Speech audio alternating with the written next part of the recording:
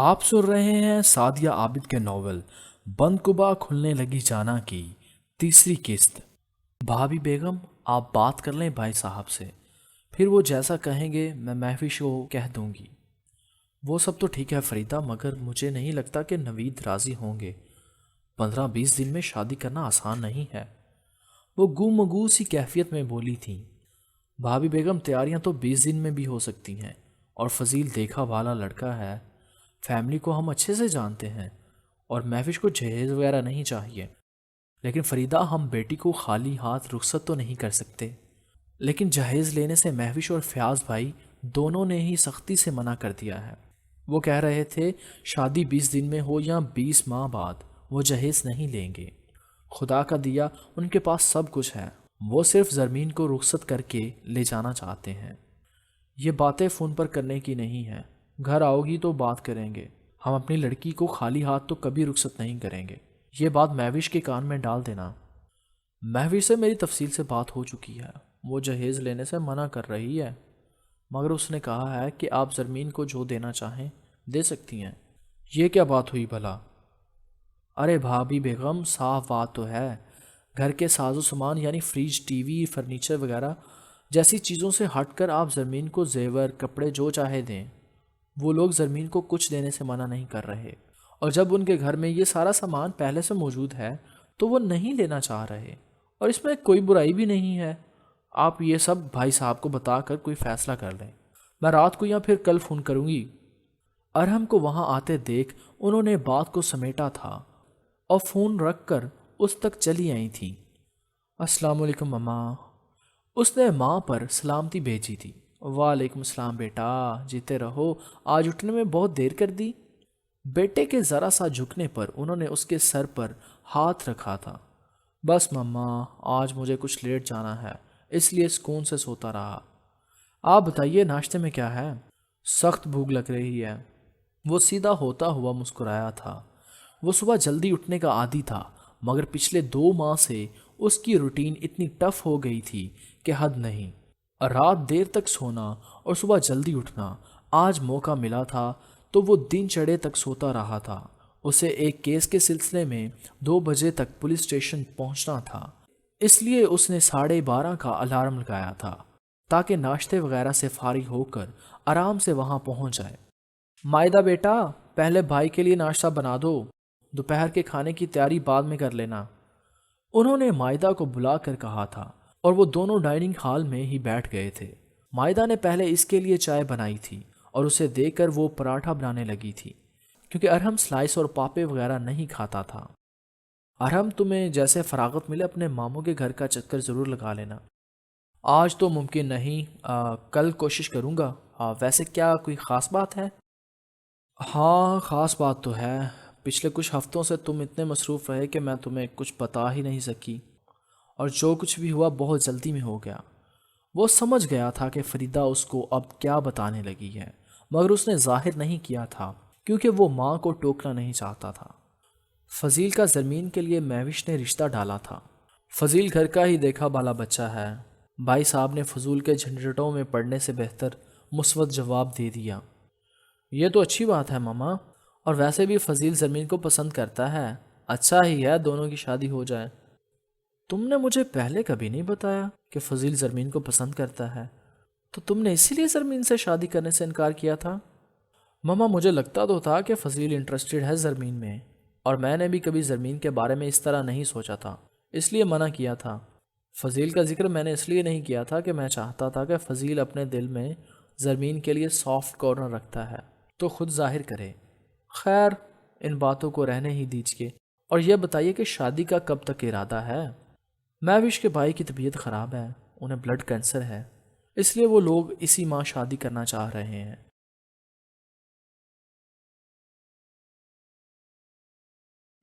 رات کو ہی تو میری فضیل سے بات ہوئی ہے، وہ تو 3 ماہ بعد شادی کا کہہ رہا تھا۔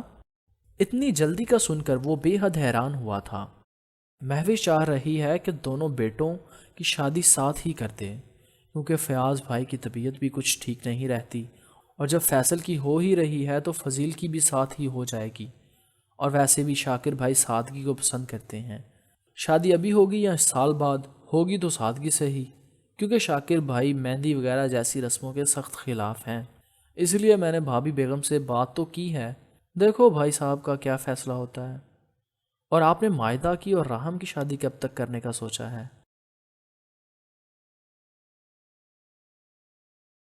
مائدہ ابھی اس کا ناشتہ رکھنے آئی تھی تو اسے خیال آیا تھا، اور اس کے جاتے ہی اس نے پوچھا تھا۔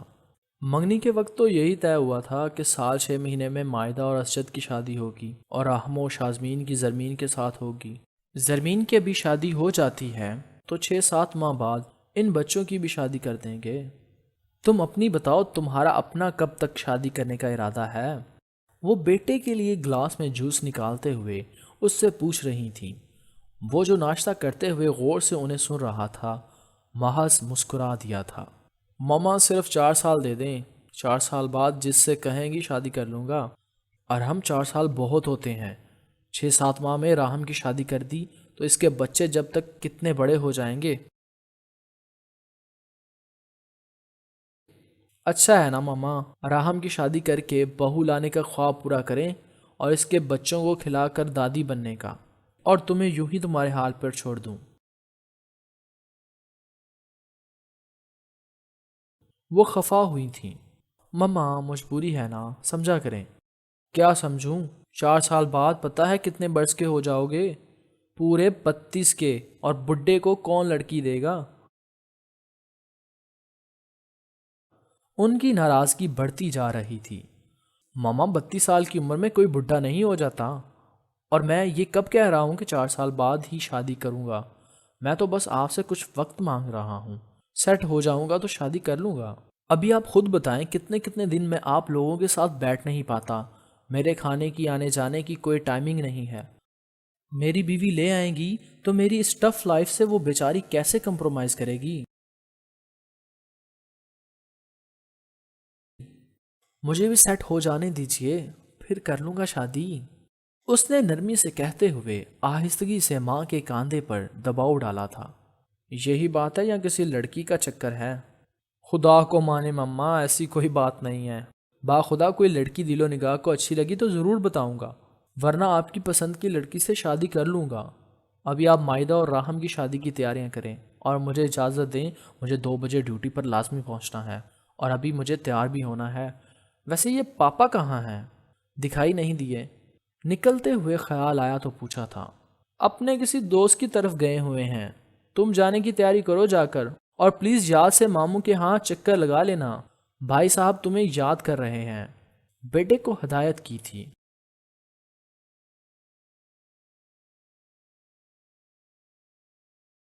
اوکے مما، ٹائم نہیں نکال سکا تو فون پر ان سے بات کر لوں گا، وہ کہتا ہوا سیڑھیاں چڑھ گیا تھا۔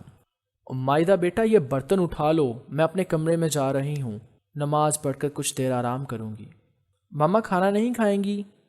2:30 بجے تک راہم نے آنے کا کہا تھا۔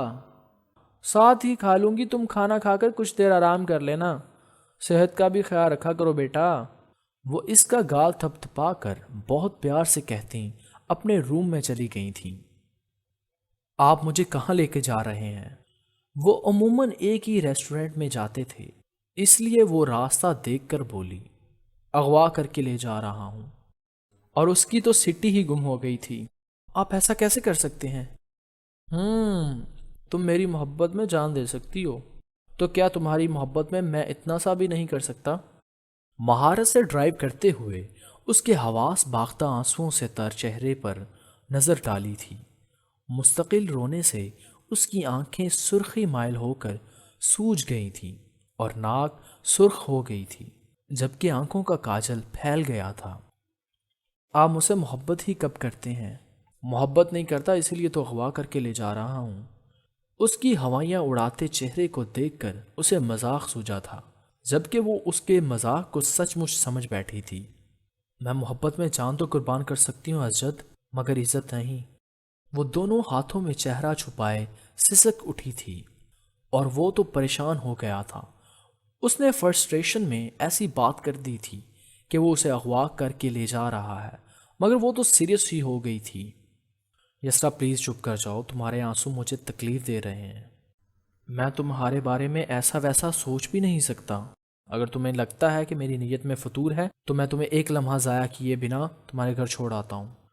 اسے چپ ہوتے نہ دیکھ کر اس نے گاڑی بیک کرنا چاہی تھی کہ وہ اسٹیئرنگ پر رکھے اس کے ہاتھ پر اپنا ہاتھ رکھ گئی تھی۔ میں نے کبھی آپ کو یا آپ کی محبت کو شک کی نظر سے نہیں دیکھا۔ پہلے آپ نے کہا کہ مجھ سے محبت نہیں فلرٹ کر رہے تھے، بعد میں کہا کہ اغوا کر کے لے جا رہے ہیں۔ میں آپ کو کیا سمجھوں؟ آپ کا کون سا روپ سچا سمجھوں اسجد؟ وہ روپ جب آپ نے محبت کا اقرار کر کے ساتھ جینے مرنے کی قسمیں کھائی تھیں، مجھے اپنا بنا لینے کے وعدے کیے تھے، یا اس روپ کو حقیقت سمجھوں جو مجھ سے میری محبت چھین لینا چاہتا ہے؟ وہ ہچکیوں کے درمیان لرزتے لہجے میں کہہ رہی تھی، تم پلیز چپ کر جاؤ، میں تمہیں سب بتا دیتا ہوں، تم رونا بند کرو۔ اس کا رونا اسجد کو اریٹیٹ کر رہا تھا۔ آپ مجھ سے محبت تو کرتے ہیں نا اسجد؟ وہ اس کے ہاتھ سے اپنا ہاتھ نکالتے ہوئے بڑی آس سے پوچھ رہی تھی۔ اس کے اس طرح پوچھنے میں کتنی بے چینی اور کرب چھپا تھا اس نے شدت سے محسوس کیا تھا۔ فون پر آپ نے جو کچھ کہا وہ سب جھوٹ بکواس ہی یسرا، میں تم سے فلرٹ نہیں کر رہا، ڈیم اٹ، تم سے پیار کرتا ہوں، خود سے زیادہ تمہیں چاہتا ہوں۔ پھر ان سب باتوں کا کیا مطلب؟ آپ نے مجھ سے وہ سب کیوں کہا؟ اب یہ مت کہیے گا کہ مذاق کر رہا تھا، تمہیں آزما رہا تھا۔ یسرا نے ہاتھ کی پشت سے آنسو رگڑتے ہوئے اسے جھوٹ نہ بولنے کی تنبیہ کی تھی۔ میں نے وہ سب مذاق میں نہیں، حقیقت میں کہا تھا، کیونکہ میں چاہتا ہوں کہ تم اس شخص سے شادی کر لو جس سے تمہارے گھر والے کرنا چاہتے ہیں۔ اسجد نے اس کے متورم چہرے سے نگاہ ہٹا لی تھی۔ اس لڑکی کو وہ بہت چاہتا تھا، اس کی آنکھوں میں آنسو دیکھنا نہیں چاہتا تھا، مگر آج خود ہی اسے رلا رہا تھا۔ آپ اپنے مشورے اپنے پاس رکھیں، میں ایسا کبھی نہیں کروں گی۔ محبت کسی سے اور شادی کسی اور سے؟ جس سے محبت کی ہے اسی سے شادی کروں گی۔ وہ ایک ایک لفظ پر زور دے کر بول رہی تھی کہ اس نے ٹوک دیا تھا، مگر میں تم سے شادی نہیں کر سکتا۔ 3 سال بعد آپ کو خیال آ رہا ہے کہ آپ مجھ سے شادی نہیں کر سکتے؟ میں بہت مجبور ہوں یسرا، تم سے محبت کرتا ہوں، مگر اپنانے کا حوصلہ نہیں ہے۔ بزدلوں کے منہ سے محبت کے قصے اچھے نہیں لگتے اسجد۔ اور ایسی کیا مجبوری ہے آپ کی کہ آپ محبت کا دعویٰ تو کر رہے ہیں مگر اسی محبت کو اپنا نہیں سکتے؟ میں تم سے محبت کا محض دعویٰ نہیں کرتا، محبت کرتا ہوں تم سے، مگر کیا کروں یسرا، میری منگنی ہو گئی ہے اور میں کچھ نہیں کر سکا، کیونکہ وہ شگستگی سے اپنی کمزوری کا اعتراف کر رہا تھا کہ وہ جو اس کے انکشاف پر لمحہ بھر کو ساکت ہوئی تھی چیخ اٹھی تھی۔ یہ ہے آپ کی محبت اسجد کہ آپ نے کسی اور سے منگنی کر لی؟ وہ شکستہ نگاہوں سے بے بسی کی تصویر بنے اسجد کو دیکھ رہی تھی۔ آپ کہتے ہیں آپ کچھ نہیں کر سکے، منگنی کر لی، شادی بھی کر لیتے، تب کہتے کہ آپ نے کچھ کیا ہے۔ وہ تو اس کے انکشاف پر دہل کر رہ گئی تھی۔ مجھے منگنی سے محض 3 دن پہلے ہی پتا چلا تھا یسرا کہ میری منگنی ہو رہی ہے۔ اس کو سمجھ نہیں آ رہا تھا کہ اسے کیسے سمجھائے۔ منگنی ہو رہی نہیں تھی، ہو گئی۔ مجھے 3 سال تک لٹکا کر رکھا، میں نے اپنے لیے آنے والے ہر رشتے کو ٹھکرایا، صرف آپ کی خاطر۔ خالہ جان کے تانے سنے، مجھے ان کے ٹکڑوں پر پلنے کی عادت ہو گئی ہے۔ خالہ کے بیٹے کو مایوس کیا آپ کی خاطر، اور آپ نے منگنی کر لی۔ جب میں اتنی کٹھنائیاں آپ کی محبت میں برداشت کر سکتی ہوں تو آپ اپنی منگنی ہونے سے نہیں روک سکتے تھے؟ روکنا چاہتے تو روکتے۔ مجھے اور میری محبت کو وقت گزاری ہی تو سمجھا تھا آپ نے، تو پھر کیا ضرورت پڑی تھی جو آپ میری خاطر سٹینڈ لیتے؟ یسرا، میری منگنی پھپھو کی بیٹی سے ہوئی ہے۔ میں نے ابو سے بات کرنا چاہی تھی، مگر انہوں نے صاف کہہ دیا کہ اب کچھ نہیں ہو سکتا۔ وہ بہن کو زبان دے چکے ہیں، اور میں نے یہ منگنی نہیں کی تو وہ مجھ سے ہر تعلق ختم کر لیں گے۔ بات اتنی سی بھی ہوتی تو میں منگنی نہیں کرتا، مگر ابو نے اپنی جان لینے کی دھمکی دی تو میں مجبور ہو گیا۔ یقین کرو میرا یسرا، میں تمہیں بہت چاہتا ہوں۔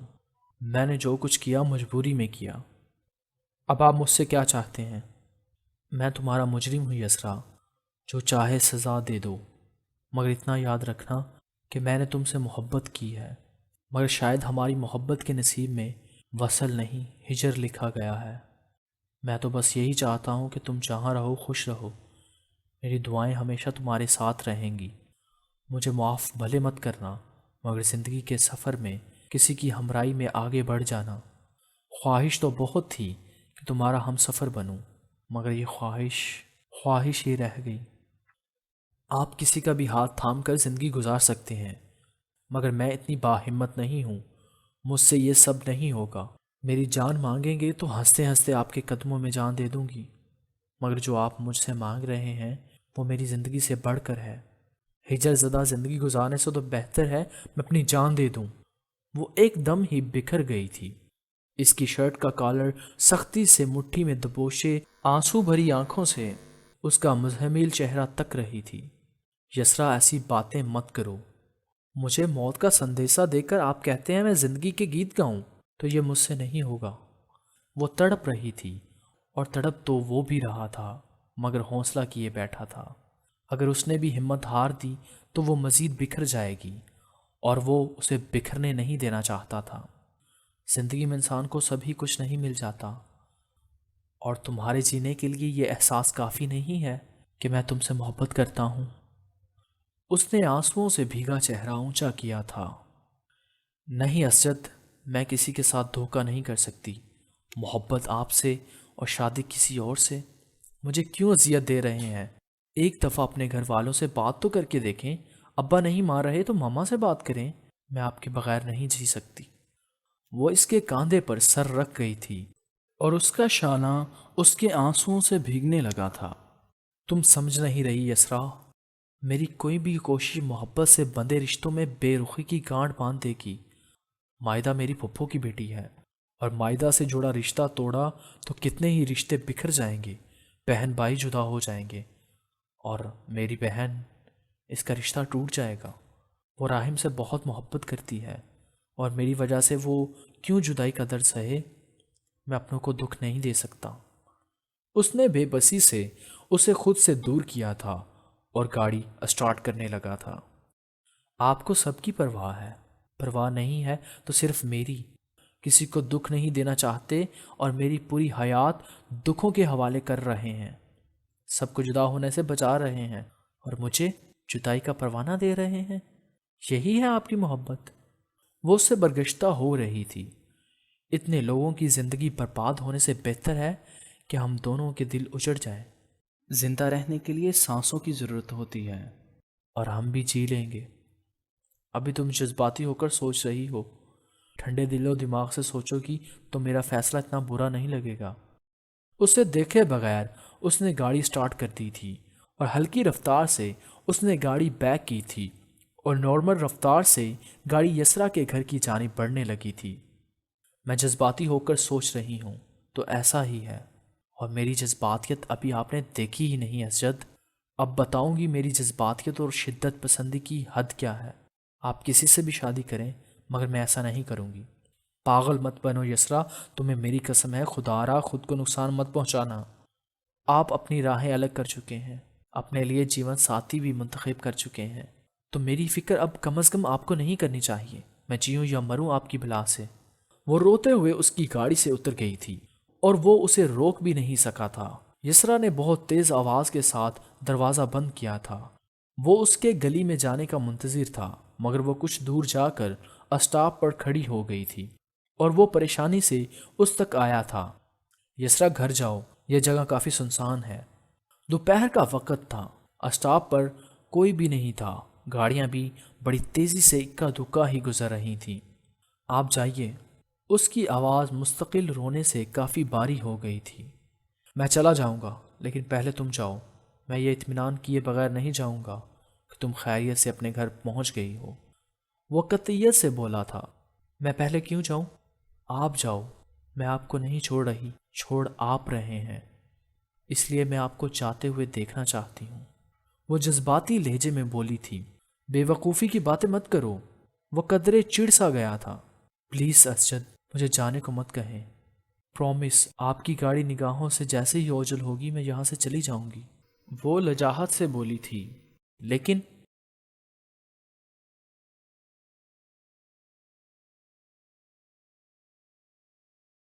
لیکن کچھ نہیں، آپ چلے جائیں۔ میں یہ اطمینان کر لینا چاہتی ہوں کہ آپ مجھے چھوڑ کر چلے گئے ہیں۔ آپ سے پہلے میں گئی تو میری آنکھوں میں انتظار بس جائے گا، دل خوش فہمی پال لے گا کہ شاید آپ لوٹ کر آ جاؤ، اور آپ نے تو کہا ہے ہم زندگی میں آگے بڑھ جائیں، اور آپ خود ہی مجھے انتظار سونپنا چاہتے ہیں۔ کیوں آپ میری زندگی کو مذاق بنا دینا چاہتے ہیں؟ ایک طرف تو کہتے ہیں میں آپ کو بھلا دوں، اور دوسری طرف مجھے الوداع کہنے نہیں دیتے۔ جائیے اسجد، چلے جائیے، ہمیشہ کے لیے مجھے چھوڑ کر بہت دور چلے جائیں۔ اس نے اس کے بازو پر دائیں ہتھیلی رکھ کر دھکا سا دیا تھا، اور وہ اسے دیکھتا گاڑی میں آ بیٹھا تھا۔ اسٹیئرنگ پر سر رکھ کر اس نے اب تک روکے ہوئے آنسو بہائے تھے، اور جیسے ہی یہ خیال آیا تھا کہ وہ اس کے جانے کی منتظر ہے، اس نے ایک جھٹکے سے گاڑی سٹارٹ کی تھی، اور آنکھوں پر آنسوؤں کی دھند سی تھی، اور اس نے آگے پیچھے بھی نہیں دیکھا تھا۔ اسے معلوم نہیں تھا کہ یسرا سائیڈ سے نکل کر سڑک کے بیچ آ کھڑی ہوئی تھی، اور جیسے ہی اس نے اندھا دھند گاڑی آگے بڑھائی تھی، وہ یسرا کو دور اچھالتی کافی آگے بڑھ گئی تھی۔ جیسے ہی اس کے حواس بیدار ہوئے تھے، اس نے گاڑی کو بریک لگائی تھی۔ تیزی سے ڈرائیونگ ڈور کھولتا ہوا وہ باہر نکلا تھا اور بھاگتا ہوا اس تک پہنچا تھا۔ یسرا، یہ کیا کیا تم نے پاگل لڑکی؟ اس کے سر سے خون نکل رہا تھا، اور وہ گھٹنوں کے بل زمین پر بیٹھتے ہوئے اس کا سر اپنی زانوں پر رکھے بے تابی سے بولا تھا، آئی لو یو اسجد۔ آنکھیں بند ہونے سے پہلے وہ اتنا ہی بولی تھی، اور وہ اسے اٹھائے تقریباً بھاگتے ہوئے گاڑی تک پہنچا تھا۔ اسے بیک سیٹ پر احتیاط سے لٹایا تھا اور ڈرائیونگ سیٹ سنبھالی تھی، اور وہ بڑی ریش ڈرائیونگ کرتا اسے ہاسپٹل لے آیا تھا، مگر ڈاکٹرز نے پولیس کیس کہہ کر علاج کرنے سے انکار کر دیا تھا۔ اسے فوراً ہی ارحم کا خیال آیا تھا، تو وہ ارحم کا نمبر ڈائل کرنے لگا تھا۔ ارحم، میں اسجد بات کر رہا ہوں۔ اسجد، سب خیریت تو ہے؟ تم بہت پریشان لگ رہے ہو۔ ارحم، مجھے تمہاری ہیلپ کی ضرورت ہے۔ کیا بات ہے؟ ایک لڑکی کا ایکسیڈنٹ ہو گیا ہے۔ تم پریشان نہ ہو، میں آ رہا ہوں۔ اوکے ارحم، بٹ تم ڈاکٹر سے بات کر لو تاکہ وہ کم از کم لڑکی کا علاج تو شروع کریں۔ اگر اس کی جان چلی گئی تو… یہ تصور ہی اسے ہلا گیا تھا۔ یو ڈونٹ وری اسجد، کچھ نہیں ہوگا۔ ارحم نے ڈاکٹر سے بات کر کے لائن کٹ کر دی تھی، اور اسجد آئی سی یو کے باہر کھڑا اس کی زندگی کی دعا کر رہا تھا، جو اس کی محبت میں جان قربان کرنے چلی تھی۔ صرف ایک دفعہ ہوش میں آ جاؤ یسرا، میں تمہاری خاطر ساری دنیا سے لڑ جاؤں گا۔ تمہیں کچھ ہو گیا تو شاید میں بھی مر جاؤں۔ وہ آئی سی یو کے باہر کھڑا اندر مشینوں میں جکڑے وجود پر نگاہ جمائے خود سے بولا تھا، اور جبھی کسی نے اس کے کاندھے پر ہاتھ رکھا تھا، اس نے پلٹ کر دیکھا تو وہ ارحم تھا۔ ارحم پلیز اس وقت کوئی سوال مت کرو، میں کچھ نہیں بتا پاؤں گا۔ اس نے ایکسیڈنٹ کی تفصیل جاننی چاہی تھی، تب وہ بولا تھا، ریلیکس اسجد، پریشان نہ ہو۔ اس لڑکی کی حالت کیسی ہے؟ کیا وہ بہت زیادہ انجرڈ ہے؟ اس کی پریشان صورت دیکھ کر پوچھا تھا۔ اس کا سر اور بیک بہت ہی بری طرح متاثر ہوئے ہیں۔ اس کی ریڑھ کی ہڈی ڈیمیج ہو گئی ہے، شاید ہو سکتا ہے… اللہ نہ کرے۔ وہ اسے کچھ بتا نہیں سکا تھا، جبکہ وہ از حد متحیر ہو گیا تھا۔ اسجد کا بری طرح کانپتا ہوا لہجہ، آنکھوں میں مچلتے آنسو، چہرے پر لکھے دکھ ارحم کے ذہن میں کئی سوال پیدا کر رہے تھے۔ کیا اسجد اس لڑکی کو جانتا ہے، اور اسی لیے وہ اس کے لیے اتنا متفکر ہے؟ اسے خیال آیا تھا جسے وہ زبان پر بھی لے آیا تھا۔ اسجد، کیا تم اس لڑکی کو جانتے ہو؟ ارحم، اس کی حالت کا ذمہ دار صرف میں ہوں۔ میری وجہ سے وہ زندگی اور موت کی کشمکش میں مبتلا ہے، اور ہو سکتا ہے کہ اب وہ شاید کبھی چل نہ سکے، اور تم… وہ خود کو چاہ کر بھی سنبھال نہیں پا رہا تھا۔ حوصلہ رکھو اسجد، اس لڑکی کو انشاءاللہ کچھ نہیں ہوگا۔ اور یہ بتاؤ، تم نے اس لڑکی کے گھر والوں سے رابطہ کیا؟ نہیں، کیونکہ ایسی کوئی چیز نہیں ملی جس سے اس کے گھر والوں کا پتہ چلتا۔ اسی وقت آئی سی یو کا دروازہ کھلا تھا، اور وہ دونوں ڈاکٹر تک چلے آئے تھے۔ ابھی کچھ نہیں کہہ سکتے، مریض کو انڈر آبزرویشن رکھا گیا ہے۔ 24 گھنٹوں میں ہوش آ گیا تو ٹھیک، ورنہ ہم کچھ نہیں کر سکتے۔ بس آپ دعا کریں۔ عزت، تم گھر چلے جاؤ، مجھے تمہاری طبیعت میں ٹھیک ہوں۔ یہ حادثہ ہوا کس جگہ تھا، تاکہ لڑکی کے گھر والوں کو کم از کم انفارم کر دیں، وہ ضرور پریشان ہو رہے ہوں گے۔ اس نے جگہ بتا دی تھی، کیونکہ گھر کا ایڈریس تو خود اسے بھی معلوم نہیں تھا۔ ارحم نے کچھ سوچتے ہوئے کسی کو فون ملایا تھا، اور اس کے آنے کا انتظار کرنے لگا تھا۔ آپ سن رہے تھے سعدیہ عابد کے ناول بند کبا کھلنے لگی جانا کی تیسری قسط۔ چوتھی قسط کے ساتھ انشاءاللہ بہت جلد حاضر ہوں گے۔